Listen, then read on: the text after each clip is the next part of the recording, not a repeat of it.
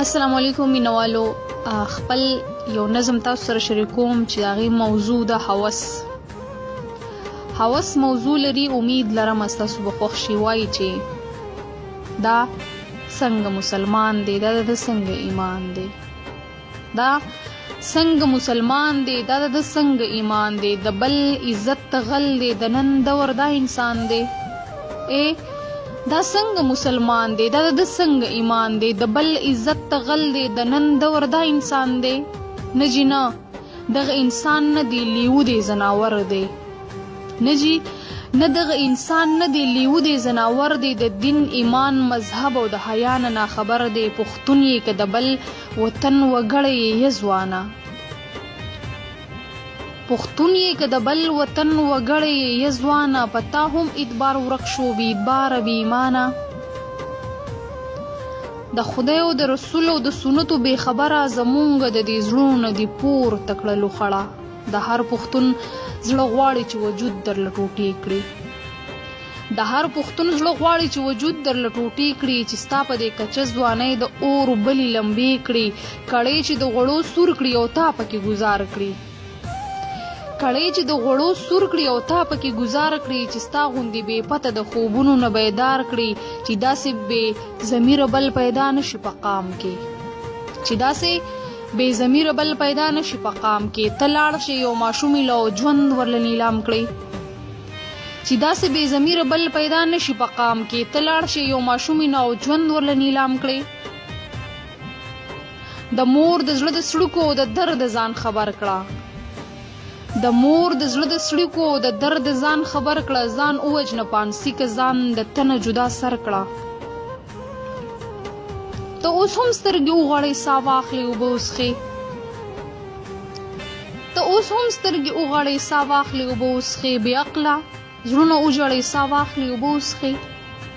ته ځوانې د مور ویاړې د مور فخر یې ظالمه، ته ځوانې د مور ویاړې د مور فخر یې ظالمه، ته خانې د خور ویاړ یې د خور فخر یې ظالمه. مونږ څنګه په ځان ننګ وکړو چې مونږ پښتانه یو، مونږ څنګه په ځان ننګ وکړو چې مونږ پښتانه یو، راپاسو په تا جنګ وکړو چې مونږ پښتانه یو.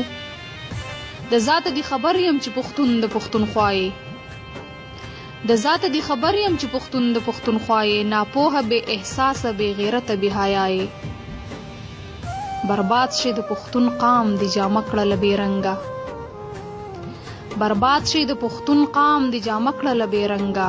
ته داسې خدای را لوی کړې بې ننګي وکړې بدرنګه، بیا داسې بې ننګي چې د چا ذهن پې کار نه کړي،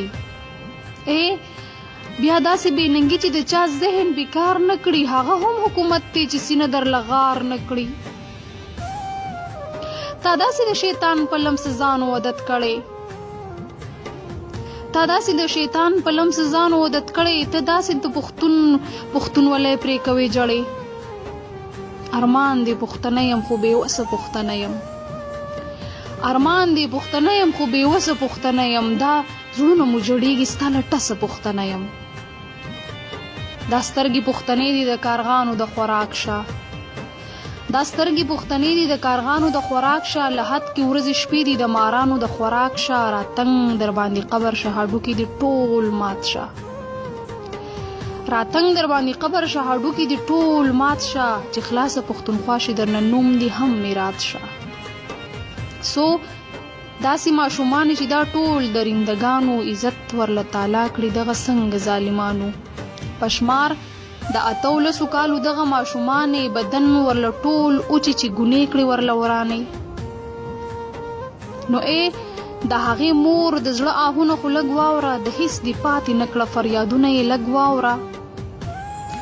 دنیا کې داسې یو رشته د ګټې پاتې نه شوه، مرګې راله پکار دی، آخر دا زندګي څه شوه. خور هم په خپل کاله کې اوس رور نشي ځایولی، آخر زمانه شوه داسې وخت په مونږ راغلی. اخلاص سوچ دې راغونډ کړه، د نن دور انسانان دي، اخلاص سوچ دې راغونډ کړه، د نن دور انسانان دي، د بل عزت تغله دي، د عزت خریداران دي.